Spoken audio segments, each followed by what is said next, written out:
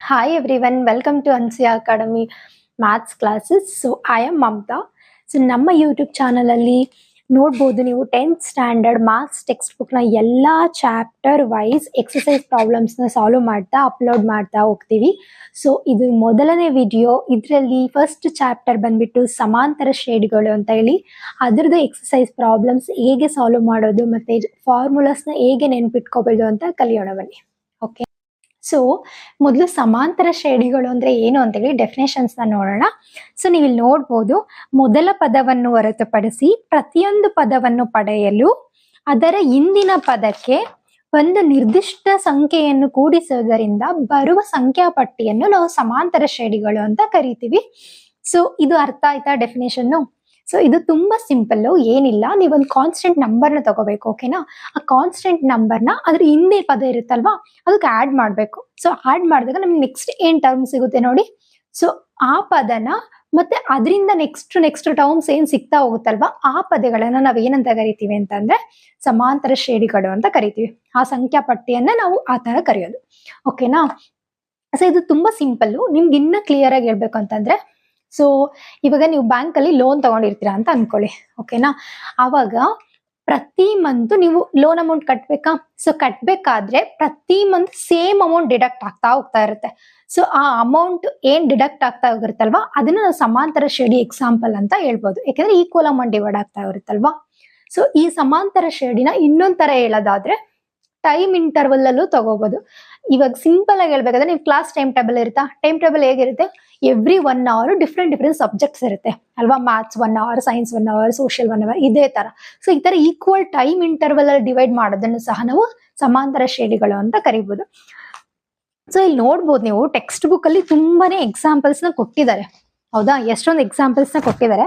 So ಈ ಎಲ್ಲಾ examples ಅಲ್ಲಿ ನಾವು ಯಾವ್ದಾದ್ರು ಒಂದು ಎಕ್ಸಾಂಪಲ್ ತಗೊಂಡು ಸಾಲ್ವ್ ಮಾಡೋಣ. ಸೊ ನಿಮ್ಗೆ ಈಸಿಯಾಗಿ ಗೊತ್ತಾಗುತ್ತೆ ಫಾರ್ಮುಲಾಸ್ನ ಯಾವ ರೀತಿ ನೆನ್ಪಿಟ್ಕೋಬೇಕು ಮತ್ತೆ ಎಲ್ಲ ಎಕ್ಸಸೈಸ್ ಪ್ರಾಬ್ಲಮ್ಸ್ನ ಹೇಗೆ ಸಾಲ್ವ್ ಮಾಡಬೇಕು ಅಂತ. ಓಕೆನಾ? ಮಾಡೋಣ ಬನ್ನಿ ಮಾಡೋಣ. ಸೊ ಟೆಕ್ಸ್ಟ್ ಬುಕ್ ಅಲ್ಲಿ ಫಸ್ಟ್ ಎಕ್ಸಾಂಪಲ್ ನ ಕೊಟ್ಟಿದ್ದಾರೆ. ಸೊ ತುಂಬಾನೇ ಸಿಂಪಲ್ ಇದೆ, ಅದನ್ನೇ ಸಾಲ್ವ್ ಮಾಡೋಣ. ಸೊ ರೀನಾ ಉದ್ಯೋಗವೊಂದಕ್ಕೆ ಅರ್ಜಿ ಸಲ್ಲಿಸುವ ಮೂಲಕ ಆಯ್ಕೆಯಾದಳು. ಅವಳಿಗೆ ಪ್ರತಿ ತಿಂಗಳು 8,000 ಸಂಬಳ ಇರುವ ಹಾಗೂ 500 ವಾರ್ಷಿಕ ಬಡ್ಡಿ ಇರುವ ಕೆಲಸ ದೊರೆಯಿತು. ಅವಳ ಸಂಬಳವು 1ನೇ, 2ನೇ, 3ನೇ ವರ್ಷಗಳಲ್ಲಿ ಕ್ರಮವಾಗಿ 8,000, 8,500, 9,000 ಆಗಿದೆ ಅಂತ ಕೊಟ್ಟಿದ್ದಾರೆ. ಸೊ ಇದು ಯಾವ ತರ ಆಯ್ತು, ಇದು ಯಾವ ತರ ಸಮಾಂತರ ಶ್ರೇಣಿಗಳಿಗೆ ಅಪ್ಲಿಕೇಬಲ್ ಆಗುತ್ತೆ ಅಂತ ನೋಡೋಣ ಬನ್ನಿ. ಸೊ ಫಸ್ಟ್ ಅವ್ರು ಏನ್ ಕೊಟ್ಟಿದ್ದಾರೆ? ಫಸ್ಟ್ ಸ್ಯಾಲ್ರಿ ಕೊಟ್ಟಿದ್ದಾರೆ ಅಲ್ವಾ? ಸೊ ನಾವು ಫಸ್ಟ್ ಇಯರ್ ಸ್ಯಾಲ್ರಿ ಬರ್ಕೊಳ್ಳೋಣ. 8,000 ಇದೆನಾ? ಓಕೆನಾ? ಸೊ ನೆಕ್ಸ್ಟ್ ಅವಳಿಗೆ ಎಷ್ಟು ಇನ್ಕ್ರಿಮೆಂಟ್ ಆಗ್ತಾ ಇದೆ? ಇನ್ಕ್ರಿಮೆಂಟ್ ಬಂದ್ಬಿಟ್ಟು 500 rupees ಆಗ್ತಾ ಇದೆ. ಸೊ ನಾವ್ ಇದನ್ನ ಯಾವ ತರ ಬರಿಬಹುದು? 8,000 + 500. ಸೊ ಇದು ಎಷ್ಟಾಯ್ತು? 8,500. ಓಕೆನಾ? ಸೊ ಇದು ಬಂದ್ಬಿಟ್ಟು ಸೆಕೆಂಡ್ ಇಯರ್ ಆಯ್ತು. ಓಕೆನಾ? ಸೊ ಇದೇ ತರ ನಾವು ಥರ್ಡ್ ಇಯರ್ ಮಾಡೋದಾದ್ರೆ 8,000 rupeesಗೆ 500 rupeesನ 2 times ಆಡ್ ಮಾಡಬೇಕು. ಸಿಂಪಲ್. ಸೊ ಆಡ್ ಮಾಡಿದಾಗ ಎಷ್ಟು ಬರುತ್ತೆ? 9,000 ಬರುತ್ತೆ. ಸೊ ಇದೇ ತರ ಮಾಡ್ತಾ ಹೋದ್ರೆ ನಮ್ಗೆ ಎಷ್ಟು ಬರುತ್ತೆ? ಇಲ್ಲಿ 9,500 ಬರುತ್ತೆ. ಅದೇ ತರ ನೆಕ್ಸ್ಟ್ ಟರ್ಮ್ಸ್ ಬರ್ತಾ ಹೋಗ್ತದೆ. ನಾನು ಡೆಫಿನೇಷನ್ಸ್ ಎಲ್ಲ ಹೇಳ್ದಾಗೆ ಈ ಸಂಖ್ಯಾ ಪಟ್ಟಿಯನ್ನು ನಾವು ಸಮಾಂತರ ಶ್ರೇಣಿಗಳು ಅಂತ ಕರಿತೀವಿ. ಯಾಕೆಂದ್ರೆ ನೀವು ಡಿಫರೆನ್ಸ್ ಅಮೌಂಟ್ ನೋಡ್ಬೋದು, 500 rupees ಇರುತ್ತೆ. ಇಲ್ಲಿ ಡಿಫರೆನ್ಸ್ ಅಮೌಂಟ್ ನೋಡಿದ್ರೆ 500 rupees ಇರುತ್ತೆ. ಇದು ಅರ್ಥ ಆಯ್ತಾ? ಸಿಂಪಲ್ ಅಲ್ವಾ? ಸೊ ಇವಾಗ ನಾವು ಡೆಫಿನೇಷನ್ಸ್ ನೋಡಿದ್ವಿ, ಒಂದು ಎಕ್ಸಾಂಪಲ್ ನ ನೋಡಿದ್ವಿ. ನೆಕ್ಸ್ಟ್ ಏನ್ ನೋಡೋಣ ಅಂತಂದ್ರೆ ಫಾರ್ಮುಲಾಸ್ನ ಯಾವ ತರ ನೆನ್ಪಿಟ್ಕೊಳೋದು ಅಂತ ನೋಡೋಣ. ಓಕೆನಾ? ಬನ್ನಿ ನೋಡೋಣ. ಇಲ್ಲಿ ರೀನಾದು ಸ್ಯಾಲ್ರಿ ಎಷ್ಟಿತ್ತು? ಫಸ್ಟ್ ಇಯರ್ದು 8,000 ಇತ್ತಾ? ಓಕೆನಾ? ಸೊ ನೆಕ್ಸ್ಟ್ ಸ್ಯಾಲ್ರಿ ಎಷ್ಟಾಯ್ತು? 8,500 ಆಯ್ತಾ? ನೆಕ್ಸ್ಟ್ 9,000 ಆಯ್ತು. ನೆಕ್ಸ್ಟ್ ಬಂದ್ಬಿಟ್ಟು 9,500 ಆಯ್ತು. ಹೌದಾ? ಸೊ ನಾವ್ ಈ ತರ ಇದೇ ಎಕ್ಸಾಂಪಲ್ ನ ತಗೊಂಡ್ಬಿಟ್ಟು ಫಾರ್ಮುಲಾದ್ನ ಡಿರೈವ್ ಮಾಡೋಣ. ಇದನ್ನ ಟೈಪ್ 1 ಫಾರ್ಮುಲಾ ಅಂತ ತಗೊಳ್ಳೋಣ. ಓಕೆನಾ? ಸೊ ಇದು ಸಿಂಪಲ್. ಫಸ್ಟ್ ಡಿರೈವ್ ಮಾಡೋಣ, ಆಮೇಲೆ ಯಾವ ತರ ಸಿಚುವೇಶನ್ಸ್ ಅಲ್ಲಿ ಕೇಳ್ತಾರೆ ಅಂತ ನೋಡೋಣ. ಸೊ ನಾವು ಮ್ಯಾಥ್ಸ್ ಅಲ್ಲಿ ನಿಮ್ಗೆಲ್ಲ ಗೊತ್ತಲ್ವಾ, ಯಾವುದೇ ಒಂದು ಫಾರ್ಮುಲಾ ಡಿರೈವ್ ಮಾಡ್ತೀವಿ ಅಂದ್ರೆ ಯೂನಿಟ್ ಟರ್ಮಿಗೂ ಒಂದೊಂದು ಲೆಟರ್ನ ನಾವು ಅಸೈನ್ ಮಾಡ್ಕೋಬೇಕು. ಸೊ ನಾನು ಇದನ್ನ A1 ಅಂತ ಅಸೈನ್ ಮಾಡ್ತೀನಿ. ಓಕೆನಾ? ಇದನ್ನ A2 ಅಂತ ಅಸೈನ್ ಮಾಡ್ತೀನಿ. ಸೇಮ್ A3 ಸೇಮ್ ಇದೇ ತರ. ಓಕೆನಾ? ಈ ಡಿಫ್ರೆನ್ಸ್ ಅಮೌಂಟ್ ಏನಿರುತ್ತಲ್ವಾ ಅದನ್ನ D ಅಂತ ಅಸೈನ್ ಮಾಡ್ತೀನಿ. ಓಕೆನಾ. ಸೊ ನಮಗೆ ಇವಾಗ ಈ ಡಿಫ್ರೆನ್ಸ್ ಅಮೌಂಟ್ ನ ಕಂಡುಹಿಡಿಬೇಕಂದ್ರೆ ನಾವೇನ್ ಮಾಡ್ತೀವಿ, ಇದರಿಂದ ಇದನ್ನ ಮೈನಸ್ ಮಾಡ್ತೀವಿ, ಇದರಿಂದ ಇದನ್ನ ಮೈನಸ್ ಮಾಡ್ತೀವಿ. ಅದೇ ಫಾರ್ಮುಲಾ ವೈಸ್ ಬರೆಯೋದಾದ್ರೆ ಯಾವ ತರ ಬರೀಬಹುದು, D equals A2 minus A1 ಅಂತ ಬರೀಬೋದಾ. ಸೊ ಈ 2 ಮತ್ತೆ 1 ಅನ್ನ 3 2 ಆಗಿರ್ಬೋದಾ. ಸೊ ಜನರಲೈಸ್ಡ್ ಆಗಿ ಬರೆಯೋದಾದ್ರೆ ಯಾವ ತರ ಬರೀಬಹುದು, D equals AN minus AN minus 1 ಅಂತ ಬರೀಬೋದಾ. So this is the final formula. So ಈ ಫಾರ್ಮುಲಾನ ಯೂಸ್ ಮಾಡ್ಬೇಕಂದ್ರೆ ನಮಗೆ ಯಾವ ತರ ಕ್ವೆಶನ್ಸ್ ಕೇಳ್ತಾರೆ ಅಂತ ನೋಡೋಣ. ಇಲ್ಲಿ ಏನ್ ಕೊಟ್ಟಿದಾರಲ್ವಾ ಟರ್ಮ್ಸ್ ಇದೇ ತರ ಕೊಡ್ತಾರೆ, ಆದ್ರೆ ಇಲ್ಲಿ ಸಂಖ್ಯೆಯಲ್ಲಿ ಕೊಟ್ಟಿದ್ದಾರೆ, ಕೆಲವೊಂದ್ಸಲ ವಾಕ್ಯದಲ್ಲಿ ಕೊಡ್ತಾರೆ. ಸೊ ಈ ತರ ಟರ್ಮ್ಸ್ ನ ಕೊಟ್ಟಾಗ ನೀವು ಡಿಫರೆನ್ಸ್ ಅಮೌಂಟ್ ನಾನು ನೋಡ್ಬೇಕು.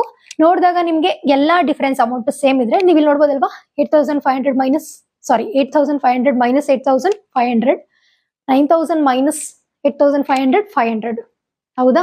ಸೊ ಈ ತರ ಸೇಮ್ ಇದೆ. ಸೊ ನಾವ್ ಇದನ್ನ ಏನ್ ಹೇಳ್ತೀವಿ, ಸಮಾಂತರ ಶ್ರೇಣಿ ಅಂತ ಹೇಳ್ತೀವಿ. ಇದು ಟೈಪ್ 1. ಟೈಪ್ 1 ಕ್ಲಿಯರ್ ಅಲ್ವಾ. ಸೊ ಟೈಪ್ 2 ನ ನೋಡೋಣ. ಓಕೆನಾ. ಟೈಪ್ 2 ಇದು ಸಹ ತುಂಬಾನೇ ಸಿಂಪಲ್ ಇದೆ. ದ ಫಸ್ಟ್ ಪ್ರಾಬ್ಲಮ್ ಎಕ್ಸ್ಪ್ಲೈನ್ ಮಾಡಿದ್ನಲ್ವಾ ಅದೇ ತರ. ಸೊ ಇವಾಗ ಇದ್ರಲ್ಲಿ ಏನ್ ಮಾಡ್ತಾರೆ ಅಂದ್ರೆ ಫಸ್ಟ್ ಟರ್ಮ್ ನ ಕೊಟ್ಟಿರ್ತಾರೆ. ಫಸ್ಟ್ ಟರ್ಮ್ ನ 9000 ಅಂತ ತಗೊಳ್ಳೋಣ. ಓಕೆನಾ. ಸೊ ನೆಕ್ಸ್ಟ್ ಡಿಫರೆನ್ಸ್ ಅಮೌಂಟ್ ನ 500 ಕೊಟ್ಟಿದ್ದಾರೆ ಅಂತ ಅನ್ಕೊಳ್ಳೋಣ. ಓಕೆನಾ. ಸೊ ಇವಾಗ ಏನಂತಂದ್ರೆ ಫಾರ್ಮುಲಾ ಹೇಗ್ ಡಿರೈವ್ ಮಾಡ್ಬೋದು ಅಂತಂದ್ರೆ, ಫಸ್ಟ್ ಟರ್ಮ್ ಆಲ್ರೆಡಿ ಕೊಟ್ಟಿದಾರಲ್ವಾ 9000 ಅಂತ, ಹಾಗೆ ಬರ್ಕೊಳ್ಳೋಣ. ಸೊ ಡಿಫರೆನ್ಸ್ ಅಮೌಂಟ್ ಕೊಟ್ಟಿದ್ದಾರೆ 500 ಅಂತ. ಸೊ ಇವ್ರು ಏನ್ ನಮಗೆ ಕಂಡುಹಿಡಿಯೋದಕ್ಕೆ ಹೇಳ್ತಿದ್ದಾರೆ ಅಂತಂದ್ರೆ, ನೆಕ್ಸ್ಟ್ ಟರ್ಮ್ಸ್ ಅಂದ್ರೆ A2, A3, A4 ಇದೆಲ್ಲ ನೆಕ್ಸ್ಟ್ ಟರ್ಮ್ಸ್ ಏನು ಅಂತ ಕಂಡುಹಿಡಿಯಕ್ಕೆ ಹೇಳ್ತಾರೆ. ಸೊ ನಾವು ಅವಾಗ ನಮಗೆ ಗೊತ್ತಿದೆ ಯಾವ ತರ ಮಾಡೋದಂತ. ಹೇಗೆ ಅಂತಂದ್ರೆ A ಅಲ್ವಾ. ಸೊ A 9000 ಇದೆ ಮತ್ತೆ D 500 ಇದೆ. ಸೊ ನಾವ್ ಇದನ್ನ ಎರಡನ್ನೂ ಆಡ್ ಮಾಡಿದ್ರೆ ನಮಗೆ ಸೆಕೆಂಡ್ ಟರ್ಮ್ ಸಿಗುತ್ತೆ ಅಲ್ವಾ. ಸೊ ಸೆಕೆಂಡ್ ಟರ್ಮ್ ಹೆಂಗೆ, 9000 ಪ್ಲಸ್ 500 ಈಕ್ವಲ್ಸ್ 9500 ರುಪೀಸ್ ಆಯ್ತು ಹೌದಾ. ಸೊ ಇದು ಬಂದ್ಬಿಟ್ಟು ಸೆಕೆಂಡ್ ಟರ್ಮ್. ಇದರ ಫಾರ್ಮುಲಾ ಸಿಂಪ್ಲಿಫೈ ಮಾಡೋದಂದ್ರೆ ಹೇಗೆ ಅಂತಂದ್ರೆ, A2 ಈಕ್ವಲ್ಸ್ ಇದು A ಅಲ್ವಾ. ಸೊ A ಪ್ಲಸ್ ಇದು D. ಸೊ ಇಲ್ಲಿ ಏನ್ ಸಿಕ್ತು ನಮಗೆ, ಸೆಕೆಂಡ್ ಟರ್ಮ್ ನ ಕಂಡುಹಿಡಿಬೇಕಂದ್ರೆ A plus D. For example third term ಕಂಡುಹಿಡಿಬೇಕಪ್ಪ ಅಂತಂದ್ರೆ A3 ಕಂಡುಹಿಡಿಬೇಕಂದ್ರೆ ನಾವ್ ಏನ್ ಮಾಡ್ತೀವಿ, ಈ 500 ನ 2 ಟೈಮ್ಸ್ ಆಡ್ ಮಾಡ್ತೀವಿ. ಸೊ ನಾವು ಅವಾಗ ಏನ್ ಬರಿಬಹುದು, A ಪ್ಲಸ್ 2D ಅಂತ ಬರಿಬೋದಾ. ಸೊ ಅದೇ ತರ A4 ಅಂತ ಅಂದ್ರೆ A ಪ್ಲಸ್ 3D ಅಂತ ಬರಿಬೋದಾ. ಸಿಂಪಲ್. ಸೊ ಈ ಫಾರ್ಮುಲಾನ ಎಲ್ಲಿ ಯೂಸ್ ಮಾಡ್ತೀವಿ ಅಂದ್ರೆ, ಅವ್ರು ಕೊಟ್ಟಿರ್ತಾರೆ ಫಾರ್ ಎಕ್ಸಾಂಪಲ್ 6th ಟರ್ಮ್ ನ ಕಂಡುಹಿಡೀರಿ, 8th ಟರ್ಮ್ ನ ಕಂಡುಹಿಡೀರಿ. ಅವಾಗ ನೀವು ಒಂದೊಂದೇ ಟರ್ಮ್ ನ ಆಡ್ ಮಾಡೋ ಅವಶ್ಯಕತೆ ಇರಲ್ಲ. ಫಾರ್ಮುಲಾ ಗೊತ್ತಿತ್ತಂದ್ರೆ ಸಿಂಪಲ್ ಆಗಿ ಡೈರೆಕ್ಟ್ ಆಗಿ ಫಾರ್ಮುಲಾ ಸಬ್ಸ್ಟಿಟ್ಯೂಟ್ ಮಾಡ್ಬಿಟ್ಟು ನಾವು ಆನ್ಸರ್ ನ ಬರಿಬಹುದು. ಸೊ ಇದು ಟೈಪ್ 2. ಇಷ್ಟೊತ್ತು ನಾವೇನ್ ನೋಡಿದ್ವಿ, ಟೈಪ್ 1 ಅನ್ನ ನೋಡಿದ್ವಿ, ಟೈಪ್ 2 ನ ನೋಡಿದ್ವಿ, ಡೆಫಿನೇಷನ್ಸ್ ಅನ್ನ ನೋಡಿದ್ವಿ. ಸೊ ಯಾವ ರೀತಿ ರಿಯಲ್ ವರ್ಲ್ಡ್ ಅಲ್ಲಿ ಇದನ್ನ ಅಪ್ಲೈ ಮಾಡ್ತಾರೆ ಅಂತ ನೋಡಿದ್ವಿ. ಇಷ್ಟು ಇನ್ಫಾರ್ಮೇಶನ್ ಇದ್ರೆ ಸಾಕು, ನೀವು ಎಕ್ಸಸೈಸ್ ಪ್ರಾಬ್ಲಮ್ 1.1 ಅನ್ನ ಸಾಲ್ವ್ ಮಾಡ್ಬೋದು. ಓಕೆನಾ. ನಿಮ್ಗೆ ಇದೆಲ್ಲ ಅರ್ಥ ಆಗಿದೆ ಅಂತ ಅನ್ಕೊಂತೀನಿ. ಅರ್ಥ ಆಗಿಲ್ಲ ಅಂದ್ರೆ ದಯವಿಟ್ಟು ಕಮೆಂಟ್ ಬಾಕ್ಸ್ ಅಲ್ಲಿ ಕಮೆಂಟ್ ಮಾಡಿ, ಅಥವಾ ನಮ್ಮ ಚಾನಲ್ ಇಮೇಲ್ಗೆ ಸಹ ನೀವು ನಿಮ್ಮ ಡೌಟ್ಸ್ ನ ಪೋಸ್ಟ್ ಮಾಡ್ಬೋದು. ಸೊ ಖಂಡಿತವಾಗಿ ನಾನು ರಿಪ್ಲೈ ಬ್ಯಾಕ್ ಮಾಡ್ತೀನಿ. ಅದಲ್ದೇನೆ ನಮ್ಮ ಚಾನಲ್ಗೆ ಸಬ್ಸ್ಕ್ರೈಬ್ ಆಗೋದು ಮತ್ತೆ ನಿಮ್ಗೆ ಇಮಿಡಿಯೇಟ್ ಅಪ್ಡೇಟ್ಸ್ ಬೇಕಂದ್ರೆ ಬೆಲ್ ಐಕಾನ್ ಅನ್ನ ಪ್ರೆಸ್ ಮಾಡೋದನ್ನ ಮಾತ್ರ ಮರಿಬೇಡಿ. Thank you for watching.